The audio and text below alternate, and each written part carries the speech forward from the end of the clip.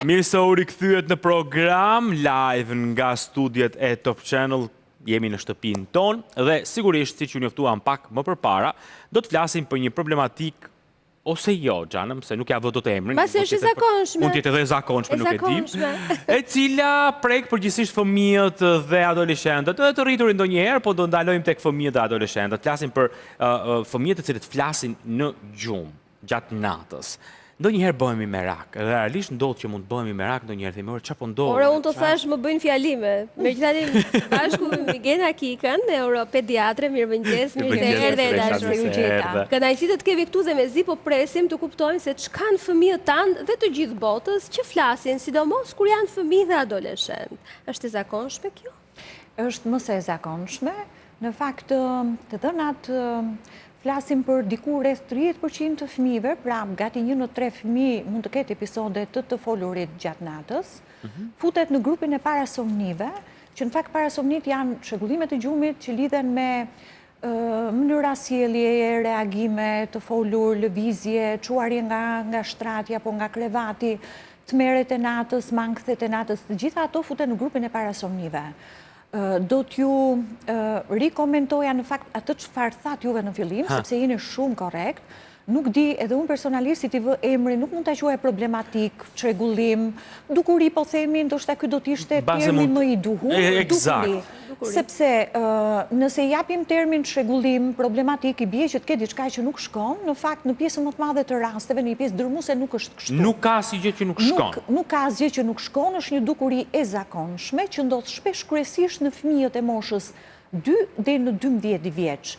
Dhe është parë që në preadoleshencë, adoleshencë dhe në moshat adulte, këto problematika fillojnë të reduktohen dhe ndodhin gjithnjë më rrallë, por janë akoma prezente. Pra nuk do të thotë që zhduken në mënyrë totale, pra zhduken totalisht. Ndodhin më shumë në fëmijë.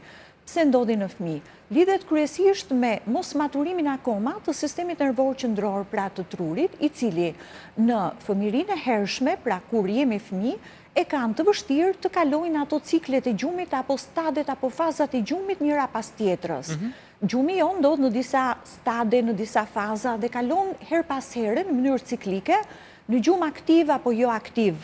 Faza REM, Rapid Eye Movement, apo non-REM e gjumit, siç quhet në terminologjinë mjekësore.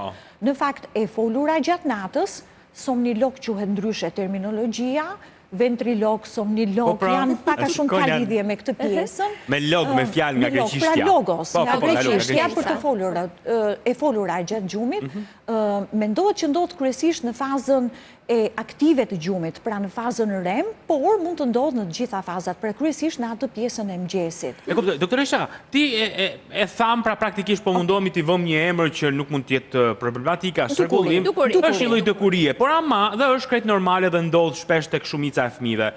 Kur është problem? Tani kur unë si prind ta kuptoj që shiko, se duke dëgjuar këtë tani themi okay, që ka normale, nuk ka asgjë. Por frymëlirisht. Kur është ajo e cila në këmbana e alarmit? Kjo është më e rëndësishmja. Thash, në pjesën më të madhe të rasteve janë dukuri të zakonshme që ndodhin gati të gjithë fëmijëve. E kuptoj. Dhe nuk është problematik dhe nuk duhet të shqetësohemi. Kur duhet të shqetësohemi? Duhet të shqetësohemi kur kjo shoqërohet me problematika apo çrregullime të tjera të gjumit. Pra, shoqërohet dhe me somnambulizëm, të ecurën e gjumë, pra, qohesh për gjumësh dhe ecën ku di unë për shtëpi apo bën aktivitete somnambulizmi, me tmerret e natës, me mangthet e natës, kur ndodhë për një periudhë të gjatë kohen në e shtrirë në gjatësi, pra, duhet të vlerësoj prindi për sa gjatë e ka fëmia këtë, pra për një periudhë 3 mujore, 6 mujore, 1 vit, por që ndodhë vazhdimisht, pra edhe frekuenca ka lidhje, sa shpesh gjatë natës ndodhë, sa shpesh gjatë një jave ndodhë çdo natë, a shoqërohet kjo me lëvizje të shtuar të fëmijëve gjatë gjumit, pra nëse bën lëvizje të shtuara të pakontrolluara, kryesisht të gjymtyrëve, të këmbëve apo të duarve, është një faktor tjetër që mund të na shqetësojë. Dhe njëkohësisht dhe në pjesën më të madhe të rasteve, nëse për gjatë ditës fëmia që ka këto episode apo këto dukuri gjatë natës, është shumë i përgjumur, ka problematika sepse nuk mund të përqendrohet dot.